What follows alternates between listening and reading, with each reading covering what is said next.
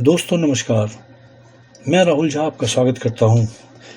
आज हम बात करेंगे सुज़लॉन एनर्जी शेयर के ऊपर 20 जुलाई 2024 को क्या स्थिति है।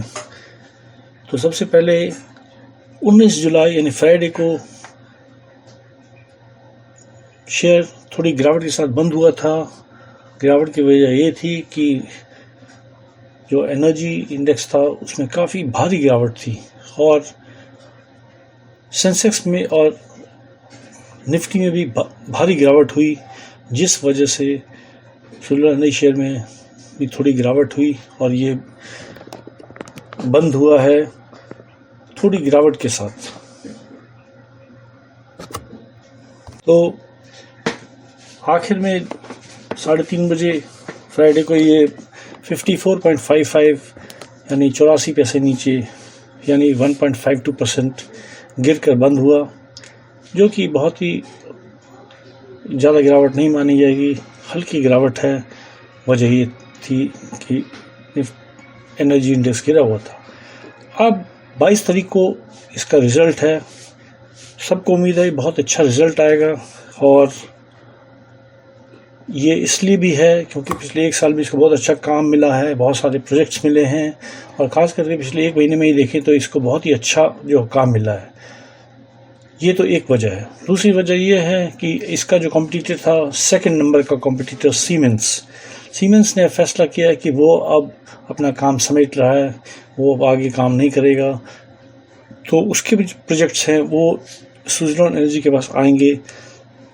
इससे इसका मार्केट में जो है इसकी धाक और बढ़ेगी, इसका जो है परसेंटेज और बढ़ेगा काम मिलने का। अभी तक ये करीब 33% मार्केट शेयर इसका है, जो उम्मीद है कि अगर ऐसा होता है तो इसका मार्केट शेयर और बढ़ेगा। इसका मतलब मार्केट में इसको और काम मिलेंगे, ज़्यादा प्रॉफिट होगा और सब अच्छा ही अच्छा होने के चांस है। तो ये एक और वजह है जिस वजह से रिज़ल्ट अच्छे आने की उम्मीद है क्वार्टर 1 के, जो कि 22 जुलाई को आना है। ये करीब 3:30 के पहले ही रिज़ल्ट आ जाना चाहिए, करीब 3 बजे के आसपास रिज़ल्ट आएगा। तो ये तो हुई रिज़ल्ट की बात। इसके पहले एक और बड़ी खुशखबरी है कि हम जानते हैं कि इसे ASM कैटेगरी 1 में डाला गया था और अब करीब 15 दिन हो चुके हैं। तो यानी 19 जुलाई को 15 दिन पूरे हो गए हैं। इस वजह से अब इसको ASM लिस्ट से पूरी तरह से बाहर कर दिया गया है। तो ये एक बहुत बड़ी खुशखबरी है और उम्मीद है कि इस बात से इसमें और एक अच्छा उछाल आ सकता है। हालांकि इसमें यह है कि इसको अभी 5% की लिमिट वाले कैटेगरी में रखा गया है। इसका लिमिट है, उम्मीद था 10% बढ़ेगा।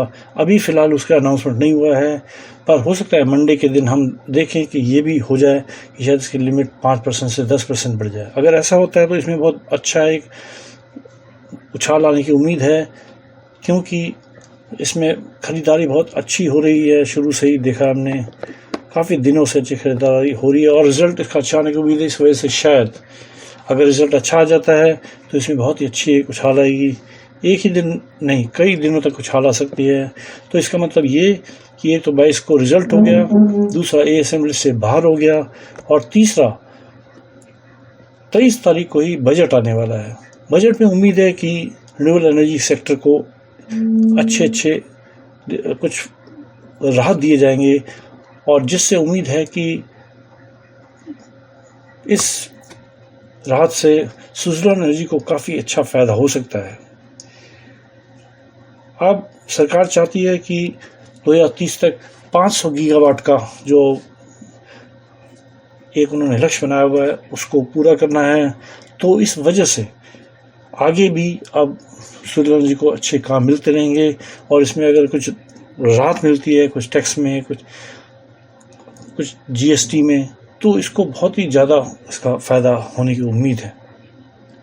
तो ये सब बातें लेके ऐसा लग रहा है कि अब सुज़लॉन एनर्जी में आगे अच्छी ख़रीदारी होगी और इसका रेट बढ़ेगा। अभी तक 54.55 इसका जो है प्राइस रहा था फ्राइडे को, तो इसका मतलब ये कि अगर ये 5% की उछाल होती है तो अब ये फिर समझिए कि 57 की रेंज में और फिर उसके बाद 60 की रेंज में आराम से जा सकता है। और उसके बाद भी इसमें जो है अगर इसका लिमिट बढ़ा देते हैं, 10% कर देते हैं या 20% कर देते हैं, तब तो समझिए कि आप 70 का टारगेट या उसके बाद 80 का भी टारगेट हम जल्द ही देख सकते हैं। तो अब जो है हम देखेंगे इसका मार्केट कैप अभी 73,722 करोड़ जो हो गया है, यानी ये लार्ज कैप कंपनी करीब करीब इसको हम कह सकते हैं, हालांकि अभी मिड कैप में ही है। अभी स्टॉक का पी है 103, जो कि थोड़ा हायर साइड में है, पर क्योंकि ये कंपनी घाटे में पहले चल रही थी, काफ़ी डिप था इसके ऊपर, अभी इसने इम्प्रूव किया है, तो उम्मीद है आगे इसका जो पी है वो और कम होगा और मार्केट पी जो है करीब करीब 64 के आसपास जो है उसके आसपास आ जाएगा। तो इसका ये भी देखिए कि आप जो ईयर का एक साल का 52 वीक्स का जो लो रहा है वो 17.4 रहा है और हाई रहा है 56.5। अभी तक ये कंपनी को डिविडेंड नहीं देती है, फेस वैल्यू इसका 2 है, पर उम्मीद है कि अब जल्दी ही ये डिविडेंड भी अनाउंस करेंगे। कंपनी ने कहा कि अगर इनकी पोजीशन अच्छी हुई तो अब नियर फ्यूचर में ये डिविडेंड भी अनाउंस कर सकते हैं। तो ये एक अच्छी खुशखबरी हो सकती है इन्वेस्टर्स के लिए। कि आप इसका चार्ट देखेंगे, चार्ट हमें बहुत अच्छा नज़र आ रहा है, जिसमें कि अच्छी बढ़ोतरी होने की पूरी संभावना है। अब ये जो है कंपैरिजन है जो इसके फील्ड में काम करने वाले लोग हैं, उसमें हम देखेंगे कि इसका नंबर हम यहाँ 5वें नंबर पे देखेंगे। Market price 54, P 13, market cap 73,722.6। तो ये हम देख रहे हैं कि इसका परफॉर्मेंस इम्प्रूव हो रहा है। इसी तरह से ये आपका जो है अलग अलग इसके डाटा हैं, क्वार्टर रिजल्ट का, ये sales, expense, interest, depreciation, EPS हम देखेंगे तो जो मार्च 2021 में था इसका -0.5 था, पर अब ये आज के दिन इसका ईपीएस दिखा रहा है 0.19 मार्च 2024 में, जो कि बहुत ही अच्छा एक इम्प्रूवमेंट है। इसके पहले हमने देखा था सितंबर 2023 में भी और दिसंबर 2023 में भी इसका जो ईपीएस था वो पॉजिटिव रहा था, और अब हमें पूरी उम्मीद है कि आगे जो है ये इसमें और इम्प्रूवमेंट दिखाई देगा। तो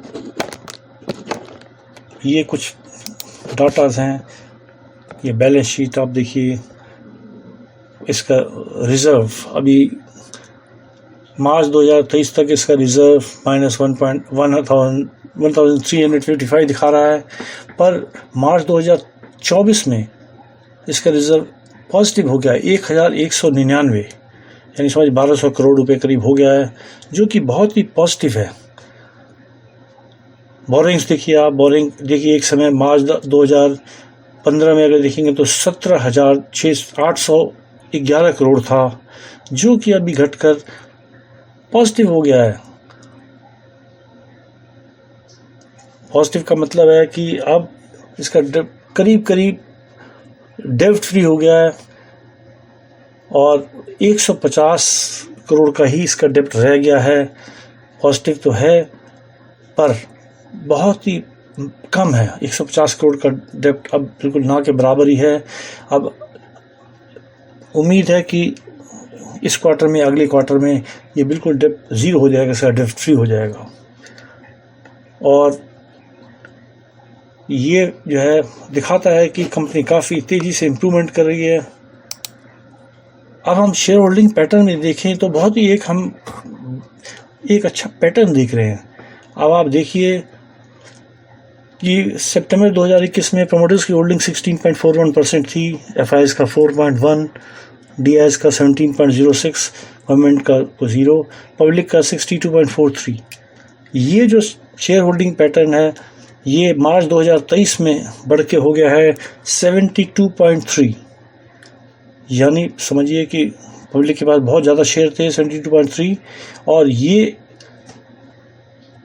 एफआईएस का जो होल्डिंग था वो 7.64% था उस समय मार्च 2023 में। पर आज के दिन अब देखेंगे कि एफआईएस का जो होल्डिंग है वो 21.53% हो गया है। मार्च 2024 में ये सिर्फ 19.57 दिखा रहा था, पर मार्च से लेके जून तक जो है अब दिखा रहा है कि 21.53%, यानी बहुत तेज़ी के साथ एफआईएस का शेयर होल्डिंग बढ़ा है। मोटर्स का शेयर होल्डिंग सेम उसी जगह में करीब करीब 13.28 था और 13.27 अभी रह गया है। डीआईएस ने भी अपनी होल्डिंग बढ़ाई है। मार्च 2024 में उनका होल्डिंग था 8.3%, पर अभी उनका परसेंट दिखा रहा है 9.17%। अब ये जो 2% एफआईएस का बढ़ा है और डीआईएस का बढ़ा है, ये कहाँ से आया? तो आप देखेंगे पब्लिक का शेयर होल्डिंग ये जो गिर के अभी हो गया है 56%, यानी ये बहुत ही अचंभे वाली बात हो गई अभी कि कहाँ उनका 72% होल्डिंग था, और जितने भी इंडिविजुअल इन्वेस्टर्स थे, छोटे इन्वेस्टर्स थे, उनका जो है शेयर होल्डिंग 56.03% ही रह गया है। और एफआईएस का होल्डिंग और डीआईएस का होल्डिंग लगातार तेज़ी के साथ बढ़ रहा है। तो ये एक बहुत ही राहत वाली बात है इस कंपनी के लिए, और इन्वेस्टर्स के लिए भी खुशखबरी है, क्योंकि जिनके पास अभी शेयर हैं, बहुत सारे लोग निकल चुके, और जिनके पास भी अगर ये शेयर हैं उनके लिए बहुत ही खुशखबरी है कि ये अब इसमें एफआईएस और अपनी होल्डिंग बढ़ाएगा। अभी प्रमोटर्स ने भी कहा कि वो भी अपनी होल्डिंग बढ़ाएंगे, क्योंकि प्रमोटर्स की होल्डिंग बहुत 13.27 बहुत कम है अभी, और वो उसे बढ़ा सकते हैं। हालांकि ये एक बहुत ही ख़तरनाक स्थिति है। मैं अगर आपको बताऊं तो ये स्थिति ऐसी है कि प्रमोटर्स का स्टेक सिर्फ 13.27% है, जो बहुत कम है। और हमने पहले ये देखे हैं कि अगर प्रमोटर की होल्डिंग कम रहती है तो वो कंपनी टेक ओवर का एक कैंडिडेट बन जाता है। अगर कोई बहुत बड़ी कंपनी चाहे तो इसमें इन्वेस्ट करके इस कंपनी को टेक ओवर कर सकते हैं। इसीलिए अब प्रमोटर्स को अपनी होल्डिंग बढ़ाना ही पड़ेगा। अगर ऐसा वो नहीं करते हैं तो अब एफआईएस का, डीआईएस का, सबका होल्डिंग बहुत तेज़ी से बढ़ रहा है और ये कंपनी टेक ओवर भी हो सकती है। हालांकि ये बहुत दूर की बात है, पता नहीं पॉसिबल है कि नहीं, पर अगर प्रमोटर्स अपना होल्डिंग 13.27 ही रखते हैं परसेंट, तो ये उनके लिए स्थिति कुछ अच्छी नहीं है। इसलिए अब वो अपना स्टेक भी बढ़ाएंगे। अगर वो अपना स्टेक बढ़ाएंगे तो वो शेयर में तेज़ी से ख़रीदारी करेंगे, जिससे शेयर का रेट और बढ़ेगा। तो ये इन्वेस्टर्स के लिए बहुत ही एक खुशखबरी वाली बात है, और इन्वेस्टर्स जिन्होंने अभी अपने शेयर रखे हुए हैं वो आगे उम्मीद कर सकते हैं कि वो बहुत अच्छा उनको रिटर्न मिलेगा, और ये कंपनी एक बहुत बड़ा मल्टी बैगर साबित होगा। अभी तक भी हमने देखा है कि एक साल में इन्होंने काफ़ी अच्छा इम्प्रूवमेंट किया है।